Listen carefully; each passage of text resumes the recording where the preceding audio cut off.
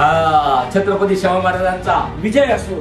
शिक्षणाबरोबर चारित्र्य असलं पाहिजे, त्यावेळेला मुलं मुलीने शाळेत पाठवलं पाहिजे, चांगला आणि वाईट निवडणं ही तुमची बुद्धिमत्ता पाहिजे। अन्यायाविरुद्ध लढणारा म्हणजे विद्रोही, दिशाभूल करणाऱ्या लोकांच्या नादी लागू नका। किती महान राजा होता, किती कनवाळू राजा होता, प्रजेच्या कल्याणासाठी सगळं हे।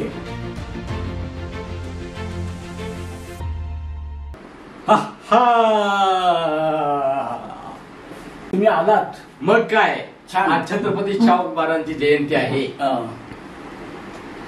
तर आपल्याला 26 जूनला जयंती आहे। मग मी तुमच्याकडे यासाठी आलो। तुम्ही कुठलं पुस्तक वाचत होता? मी आता हे डॉक्टर आह साळुंके सरांनी लिहिलेलं विद्रोही तुकाराम।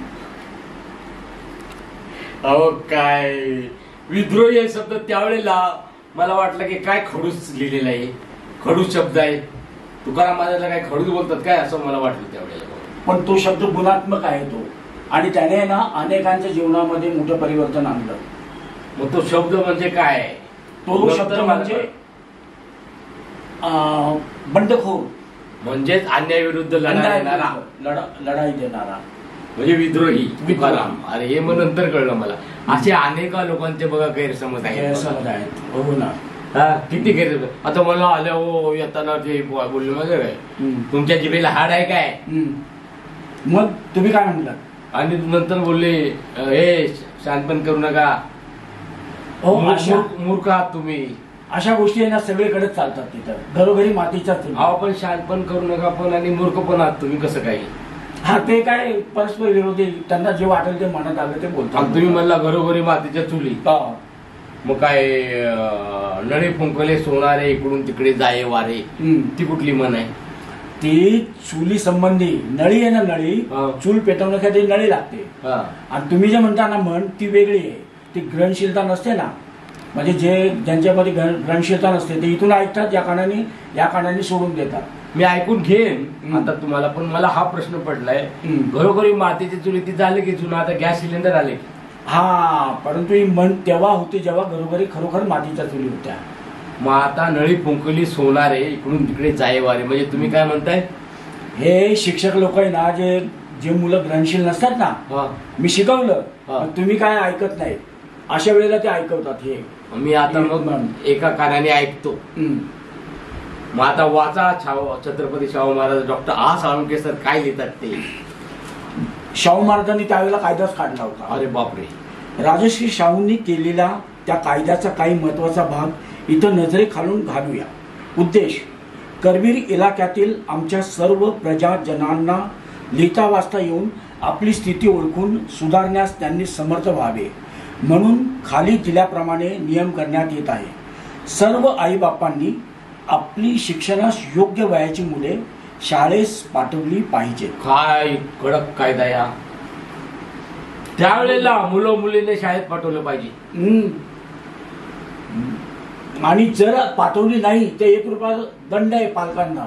मग तर हे काय कठोर करू ना असं डॉक्टर साळुंके सर बोलले होते। कठोर करू ना आहे ना, हे असे पाहिजे ना, तर मुलांच्या प्रजेच्या कल्याणासाठी सगळं हे।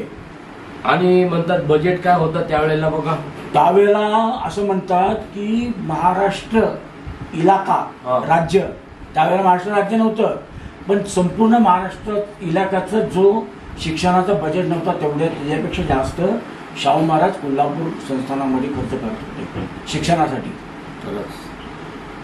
खरंच आपण बोलू यावर। आता म्हणतात चार्ली म्हणजे तिने हसवलं पाहिजे। आता चार्ली काय हसवलं पाहिजे मी तुम्हाला दाखवतो बघा। मी ना आता बघा मी या पायावर उभा राहिलो की नाही, पडतोय का? नाही पडत। आता मी या पायावर पण उभा राहतो,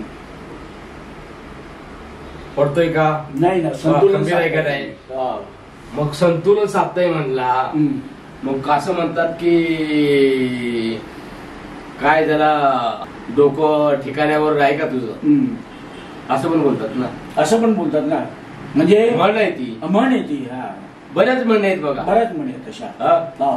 जरा डोकं संतुलित ठेव। या म्हणी ज्या आहेत ना त्यावेळेच्या, त्या आता आपल्याला शिकवण देणारे आहेत। तर आता आपण छत्रपती शाहू महाराजांची जयंती निमित्त नागेश कवड्यात हार घालतील, मी वट बाबा शिरगावकर चालीच्या वेशभूषेमध्ये